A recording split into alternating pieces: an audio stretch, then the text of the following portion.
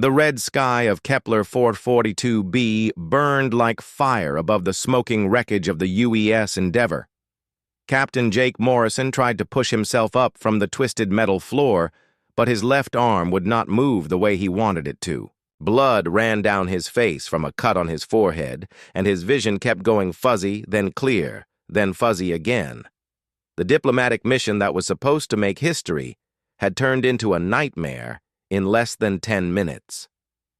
Dr. Lisa Hamilton crawled over broken glass and scattered equipment to reach him. Her white lab coat was torn and dirty, but her hands were steady as she checked his injuries. She pressed a piece of cloth against the worst cut on his head and whispered that he needed to stay still.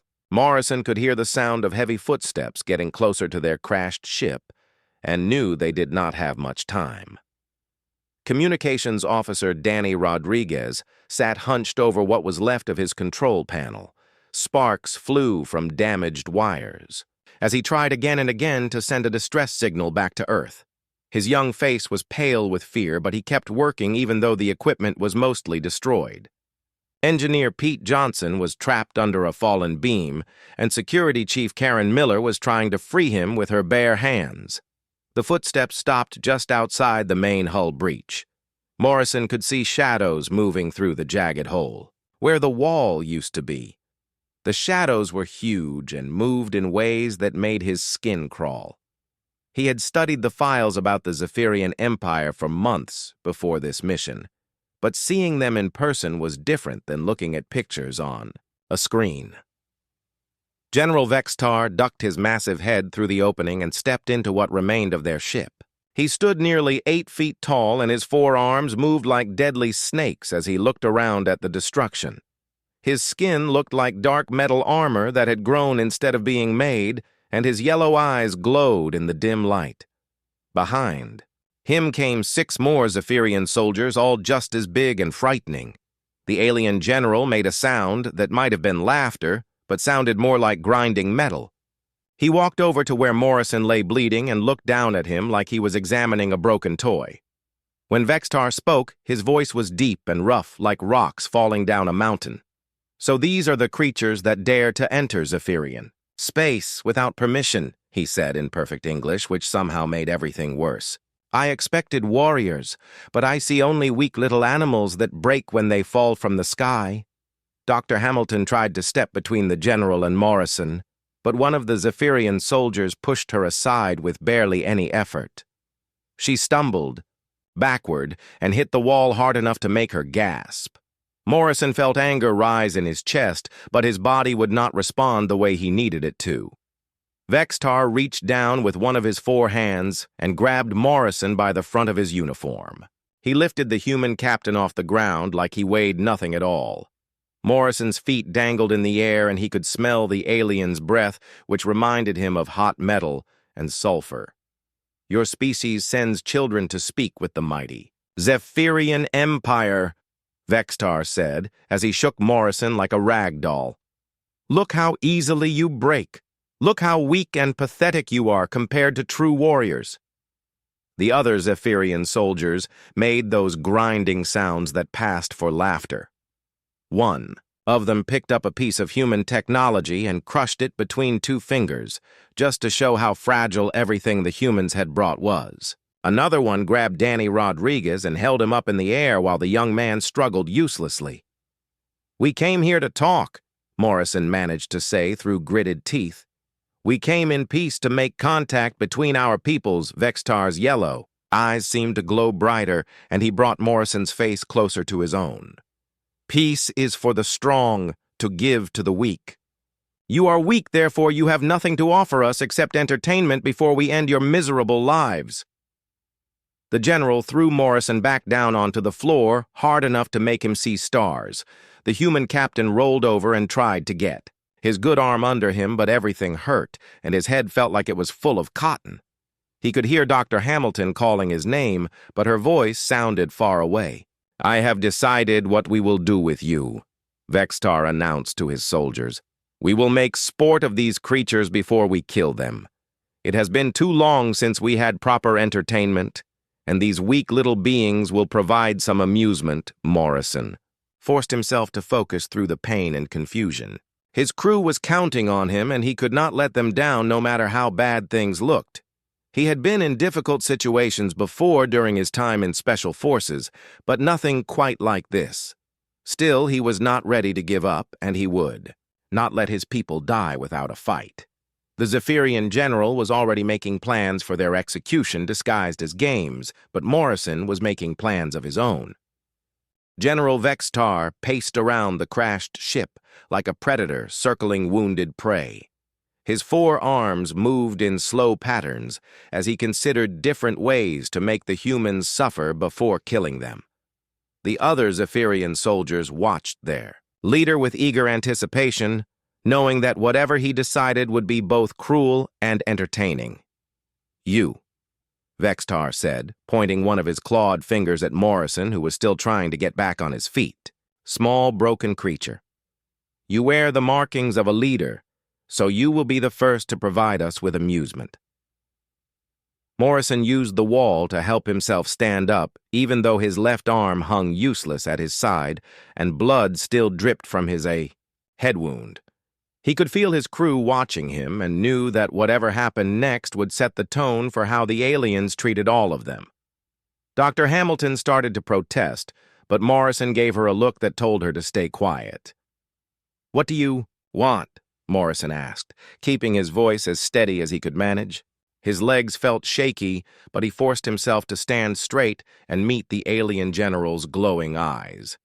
Vexatar made that grinding sound again, and his soldiers joined in with their own harsh laughter. "I want to show my warriors how pathetic your species truly is. We will have a combat demonstration where you will try to fight me and fail miserably before I end your life." The idea of single combat was insane, given Morrison's injuries, and the obvious difference in size and strength between them. The alien general was nearly twice his height and had 4 arms compared to his 1 working arm, but Morrison also knew that accepting might buy time for his crew, and refusing would probably get them all killed immediately. "I accept," Morrison said, which made Dr. Hamilton gasp and Danny Rodriguez curse under his breath. Even the Zephyrian soldiers seemed surprised that the small, wounded human was willing to face their mighty general in combat. Vextar's eyes glowed brighter with what might have been respect or might have been anticipation of an easy victory. "Excellent. You will die with slightly more honor than I expected, though you will still die like the weak creature you are."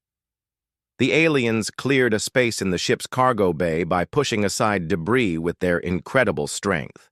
They formed a rough circle around the makeshift arena, while Morrison tried to ignore the pain shooting through his body. Dr. Hamilton wanted to treat his injuries first, but Vextar would not allow any delay. "The rules are simple," the general announced to his troops. "The small creature will try to fight me, and I will slowly destroy him for your entertainment. When I grow bored, I will finish him quickly so we can move on to the others." Morrison took off his torn jacket and tried to stretch his good arm. Every movement sent fresh waves of pain through his injured body, but he had been hurt before and still managed to function. During his Special Forces training, he had learned to compartmentalize pain and keep fighting even when everything seemed hopeless. Vextar removed his ceremonial armor and weapons to make the fight more sporting, though he kept his natural chitinous skin protection. His 4 arms moved in complex patterns as he warmed up, and Morrison could see the incredible muscle definition beneath the alien's dark armor-like hide. This was clearly a being bred for war and violence. "Are you ready to die, little human?" Vextar asked as he stepped into the center of the cleared space. His soldiers cheered and made encouraging sounds in their harsh language, while Morrison's crew watched in terrified silence. Morrison nodded and moved forward on unsteady legs. The smart thing would have been to refuse the fight or try to negotiate, but he knew the aliens had already decided to kill them all. At least this way he might learn something about their fighting style that could help the others if they got a chance to escape. The general attacked first using all four arms in a whirling pattern that was beautiful and deadly at the same time. Morrison barely managed to duck under the first strike and felt the alien's claws whistle past his head close enough to cut some of his hair. The second attack caught him in the ribs and sent him stumbling backward. Vexitar was playing with him. The alien could have ended the fight with the first attack, but instead he was drawing it out to maximize the entertainment value for his troops. Morrison realized this might actually work in his favor if he could use the extra time to study how. The general moved and fought. The next exchange left Morrison with fresh cuts on his chest and face, but he managed to avoid any killing blows. Vexitar seemed amused by the human's attempts to defend himself and began to show off more complex attack patterns. His four arms moved independently, creating a deadly web of strikes that would have overwhelmed most opponents. Morrison fell too, one knee after a particularly hard hit to his injured arm, but forced himself back up immediately. The alien soldiers were laughing and calling out suggestions to their general in their harsh language. Dr. Hamilton was crying, and Danny Rodriguez had turned away, unable to watch the one-sided beating continue. "You are tougher than you look, small creature," Vexitar admitted as he circled Morrison like a shark. "Most beings would be unconscious or dead by now, but you keep standing up. It is almost admirable in a pathetic sort of way." Morrison did not waste energy on a reply. Instead, he focused on watching the alien's movement patterns and trying to identify any weaknesses or blind spots. His Special Forces training had taught him that every fighter had habits and tendencies that could be exploited by a careful observer. The beating continued for several more minutes, with Morrison taking punishment while trying to learn everything he could about Zephyrian combat techniques. Something began to change in Morrison's eyes as the fight continued. The pain was still there, and his injuries were getting worse, but his mind was becoming sharper and more focused with each exchange. Dr. Hamilton noticed it first because she had worked with the captain for 2 years and knew how he looked when he was analyzing a problem. Morrison was no longer just trying to survive the aliens' attacks. He was studying them with the cold precision of a scientist, examining a new species. Every strike that Vexitar threw taught him something new about Zephyrian anatomy and fighting style. The general's four arms moved in predictable patterns, and his footwork followed traditional forms that could be learned and countered. The human captain had not told his crew much about his background before joining the space program. They knew. He had military experience, but Dr. Hamilton was beginning to suspect there was more to his story than simple army service. The way he moved between the alien strikes suggested training that went far beyond basic combat skills. Vexitar was growing. Frustrated, though, he tried not to show it in front of his troops. The small wounded human should have collapsed minutes ago, but instead he kept getting back up after every hit. Worse than that, he seemed to be adapting to the general's fighting style and avoiding more attacks than he had at the beginning. "Why? Do you not fall and die like you are supposed to?" Vexitar demanded as he landed another solid hit that should have broken Morrison's ribs. The human staggered but remained standing, and the alien could see calculation in his eyes rather than fear or pain. Morrison did not answer because he was too busy analyzing the way Vexitar's lower arms moved when he threw strikes with his upper arms. There was a rhythm to it that reminded him of a dance he had learned during training missions in hostile territory. Everything had a pattern if you watched long enough and were smart enough to see it. Danny Rodriguez had stopped looking away and was now watching the fight with growing amazement. The captain was hurt badly and clearly outmatched, but somehow he was lasting much longer than anyone had expected. There was something almost supernatural about his ability to absorb punishment and keep fighting. "Look at his eyes," Dr. Hamilton whispered to Pete Johnson, who had finally been freed from the fallen beam. "He's not just fighting anymore, he's learning." The engineer looked confused, but Security Chief Karen Miller nodded in understanding. She had suspected from the beginning that Captain Morrison was more than he appeared to be. His personnel file was mostly classified, and his responses to crisis situations were too perfect for someone with standard military training. Vextar tried a new attack pattern using all four arms in a spiral motion that should have been impossible to defend against.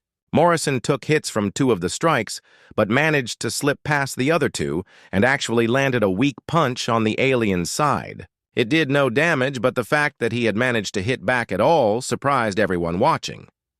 The Zephyrian soldiers stopped laughing and began to pay closer attention to the fight. Their general was supposed to be dominating this pathetic creature, but instead the human was showing signs of actually learning how to fight back. Some of them began to mutter among themselves in their harsh language. Morrison's movements were becoming more efficient as he learned to work around his injuries. His left arm was still useless, but he was compensating by improving his footwork and body positioning. Years of training in multiple martial arts were coming back to him, along with lessons learned in combat zones across Earth. "You are not what you appear to be," Vexatar said as he paused to catch his breath. Fighting with four arms was exhausting, even for a Zephyrian warrior, and the human's unexpected endurance was making the combat last much longer than planned. Morrison wiped blood from his mouth and finally spoke. "None of us are exactly what we appear to be, General. That's something your species might want to remember." Dr. Hamilton felt a chill run down her spine at the captain's tone. She had heard him use that same cold, professional voice during emergency drills, but never in actual combat. It was the voice of someone who had killed before and was prepared to kill again if necessary. The alien general seemed to sense the change as well because his next attacks were more serious and less theatrical. He was no longer playing with his opponent, but actually trying to end the fight quickly. Morrison responded by shifting into a defensive stance that none of his crew had ever seen him use. For the first time since the beating began, Morrison managed to avoid a complete series of attacks. He flowed around Vextar's strikes like water moving around rocks, and the alien had to work harder to land any hits at all. The crowd of Zephyrian soldiers fell completely silent as they watched their mighty general struggle against a creature they had dismissed as weak and pathetic. "What are you?" Vextar demanded as he pressed his attack with growing desperation. The entertainment value of the fight had disappeared and been replaced by something that looked almost like actual competition. Morrison smiled for the first time since the crash, and there was nothing friendly about the expression. "I'm someone who has been holding back because I wanted to learn how you fight. Thank you for the education, General. Now let me show you what I learned." The human captain suddenly shifted from defense to offense, and his entire fighting style changed in an instant. Gone was the desperate, wounded diplomat trying to survive, and in his place was something much more dangerous. Morrison's transformation was so complete that Dr. Hamilton almost did not recognize him. The injured diplomat who had been taking a beating for the past 10 minutes was gone, and in his place stood someone who moved like death itself. His good arm struck out in a precise jab that caught Vextar completely off guard and hit a nerve cluster the alien did not know he had. The general's lower left arm went numb and hung useless at his side. For the first time since the fight began, Vexatar felt something approaching concern. The small human had somehow managed to disable one of his limbs with a single perfectly placed strike and was already moving to attack again before the alien could recover. Morrison ducked under a wild swing from Vextar's upper arms and came up inside the alien's reach, where his four-limbed advantage became a liability. The human's elbow drove into the general's solar plexus with surgical precision, and Vexatar doubled over, gasping for air. His soldiers watched in stunned silence as their mighty leader staggered backward. "Impossible," one of the Zephyrian warriors whispered in their harsh language. "How does the small creature know where to strike?" Morrison had studied alien anatomy files for months before the mission, and his special forces training had taught him how to find vulnerable points on any opponent. What the Zephyrians saw as random luck was actually the result of years of preparation and combat experience. Every strike was calculated to cause maximum damage with minimum effort. Vextar tried to create distance between himself and the human, but Morrison stayed close where the alien's size and reach advantages meant nothing. The captain moved like a shadow slipping between the general's attacks and landing precise counter-strikes on joints and pressure points. Each hit was perfectly placed to disable rather than simply cause pain. Dr. Hamilton watched in amazement as her colleague demonstrated skills she never knew he possessed. This was not the careful, diplomatic Morrison she had worked with for 2 years. This was a weapon that had been disguised as a scientist and was now revealing its true nature under pressure. The alien general's second arm went numb after Morrison hit another nerve cluster with a strike that looked casual but was actually the result of perfect timing and positioning. Vextar now had only 2 working arms against an opponent who seemed to know exactly where every weak spot was located. "What kind of creature are you?" Vextar demanded as he tried to land a desperate kick that Morrison easily avoided. The human flowed around the attack like smoke and responded with a knee strike to the alien's thigh that made the general stumble. Morrison did not waste energy on conversation.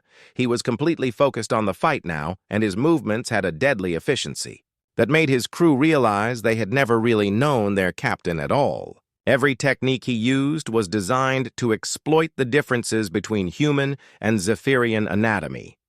The alien soldiers began to back away from the fighting circle as they watched their general struggle against an opponent they had dismissed as harmless. Some of them were reaching for their weapons, but others seemed frozen by the impossibility of what they were seeing. Their mighty leader was losing to a creature half his size. Vextar's third arm stopped working when Morrison hit a cluster of nerves at the base of the alien's shoulder. The strike was so fast that most of the watchers missed it completely, but the effect was immediate and devastating. The general now had only 1 functioning arm against a human who seemed to anticipate his every move. "You studied us," Vextar realized as he backed against the wall of the cargo bay. "You knew exactly where to strike before we ever met." Morrison nodded as he stalked forward like a predator closing in for the kill. "My species has a saying, General. Know your enemy. We've been preparing for first contact with aliens for decades, and that included learning how to fight them if diplomacy failed." The revelation hit the Zephyrian soldiers like a physical blow. This was not a random encounter with primitive creatures who had stumbled into their territory. The humans had been planning and preparing for this meeting and had come armed with knowledge that turned their apparent weakness into a deadly advantage. Danny. Rodriguez found his voice and whispered to Dr. Hamilton. "The captain's files were classified, weren't they?" She nodded slowly as pieces began to fall into place. Morrison had not been chosen for this mission because of his diplomatic skills alone. He had been selected because he was a soldier who could pass for a scientist and would be ready if first contact went wrong. The entire crew suddenly realized they had been part of a military operation disguised as a peaceful mission. Vextar made one last desperate attempt to overwhelm Morrison with brute force, but the human was ready for it. He caught the alien's remaining good arm in a joint lock that Zephyrian anatomy was not designed to counter and applied pressure until the general cried out in pain and dropped to his knees. Morrison stood over his defeated opponent with blood still running down his face from his earlier injuries, but his eyes were cold and calculating. He had gone from victim to victor in less than 15 minutes, using nothing but skill and knowledge against an enemy who should have been able to crush him easily. The cargo bay was completely silent, except for Vextar's heavy breathing and the sound of Morrison's crew trying to process what they had just witnessed. The alien soldiers looked at each other uncertainly, no longer sure what to do now that their leader had been defeated by a creature they had thought was harmless. "Now," Morrison said in that same cold professional voice, "let's discuss the terms of our surrender, General." General Vextar remained on his knees, breathing heavily, as feeling slowly returned to his disabled arms. The joint lock that Morrison had used was unlike anything in Zephyrian combat training, and the alien general was beginning to understand that he had made a terrible mistake. This small wounded creature had defeated him using techniques that should not have existed. Morrison kept his position over the fallen general but loosened his grip slightly. He was still ready to apply more pressure if needed, but something in Vextar's posture suggested the fight was over. The alien's yellow eyes had lost their arrogant glow and been replaced by something that looked almost like fear mixed with grudging respect. "I yield to you, small warrior," Vextar said in a voice that carried across the silent cargo bay. His soldiers shifted uncomfortably at hearing their mighty leader admit defeat to a creature they had been mocking just minutes before. "You have bested me in fair combat despite your injuries and smaller size." Morrison nodded but did not immediately release the joint lock. Years of combat experience had taught him to be cautious when an enemy surrendered because desperation could make even honorable opponents try treacherous moves. But Vextar seemed genuinely beaten rather than planning some last-minute attack. "Before I release you, I need to know something," Morrison said, keeping his voice calm and professional. "What happens to my crew now that I have won this fight?" Vextar considered the question carefully while his soldiers watched and waited for orders.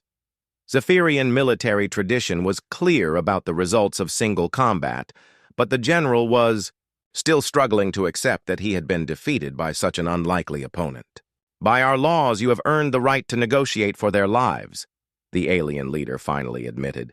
"But first you must tell me what manner of creature you truly are. No ordinary being could have done what you just accomplished." Morrison looked over at his crew and saw a mixture of amazement and confusion on their faces. Dr. Hamilton was staring at him like she had never seen him before, while Danny Rodriguez kept shaking his head in disbelief. They deserved to know the truth about their captain and the mission they had signed up for. "We are humans from the planet Earth," Morrison said as he finally released Vextar and stepped back. "We are the species your people call the Endurance, hunters in your ancient legends." The effect of those words on the Zephyrian soldiers was immediate and dramatic. Several of them took involuntary steps backward while others made what sounded like prayers or curses in their harsh language. Even Vextar's eyes widened in shock as the implications hit him. "Impossible," the general whispered as he struggled back to his feet. "The Endurance hunters are myths told to frighten children. Stories of creatures that could outlast any prey through persistence and cunning rather than strength." Morrison shook his head and wiped more blood from his face. "Not myths, General. We are very real, and we have been waiting a long time to meet other intelligent species. Unfortunately, our first contact did not go as peacefully as we had hoped." Dr. Hamilton found her voice and stepped forward despite the alien soldiers surrounding them. "Captain Morrison, what are you talking about? What legends? What endurance hunters?" Vextar answered before Morrison could speak. "Your species is known throughout the galaxy, Doctor, though few believed you actually existed. Stories tell of hunters who could chase prey for days without stopping. Beings who would track wounded animals across vast distances until their targets collapsed from exhaustion." The alien general's tone had completely changed from mockery to something approaching awe. "The legends say your people conquered their own world not through superior weapons or technology, but through patience and determination. That you could adapt to any environment and outlast any enemy through sheer stubborn refusal to give up." Morrison nodded grimly. "That's a fairly accurate description of human history, General. We are persistence predators who learn to use tools and tactics to overcome physically superior opponents. What you saw in our fight was just a small example of what humans can do when pushed to their limits." Danny Rodriguez was staring at Morrison with new understanding. "That's why your files were classified, isn't it, Captain? You weren't chosen for this mission because you were a diplomat. You were chosen because you were a weapon disguised as a scientist." The human captain sighed and sat down heavily on a piece of debris. His injuries were catching up with him now that the adrenaline was fading, and he needed to rest before his body shut down completely. "Every member of this crew was chosen for multiple reasons, Danny. We came here hoping for peace, but prepared for war." Vextar was examining Morrison with new respect. and what might have been the beginning of fear. If you are truly the legendary endurance hunters, then my attack on your vessel was a grave error. The stories say your people never forget an injury and never stop pursuing those who wrong them. Morrison looked up at the towering alien general and managed a tired smile. The stories exaggerate our vindictiveness, General, but they're accurate about our memory and determination. However, we didn't come here seeking revenge. We came looking for allies and trading partners. The admission seemed to surprise Vextar even more than the revelation about human identity. You would still seek alliance with us after what we have done. After I mocked and attacked you without provocation, Morrison struggled back to his feet with Dr. Hamilton's help and faced the alien leader. General, you made an honest mistake based on incomplete information. Now that we understand each other, perhaps we can start over and discuss what brought us here in the first place. General Vexistar stood in respectful silence for several moments as he processed everything that had happened. The creature he had dismissed as weak and pathetic was a member of the most legendary species in known space and had just demonstrated why those legends existed. More importantly, the human was offering forgiveness and alliance despite having every reason to demand revenge. Captain Morrison, Vextar said, using the human's rank for the first time. I owe you and your crew a formal apology for my actions today. We attacked your vessel because we believed you were members of the Kethran species who have been raiding our outer colonies. Dr. Hamilton looked confused. The Kethran species? The alien general nodded grimly. They are our ancient enemies who look very similar to humans but lack your remarkable abilities. When our sensors detected your ship, we assumed you were Kethran scouts preparing another attack. We fired without attempting proper identification. Morrison winced as Dr. Hamilton checked his injuries but kept his attention focused on the general. That explains the immediate hostility, but not why you were so quick to assume we were weak. Surely the Kethran are capable fighters if they've been raiding your colonies.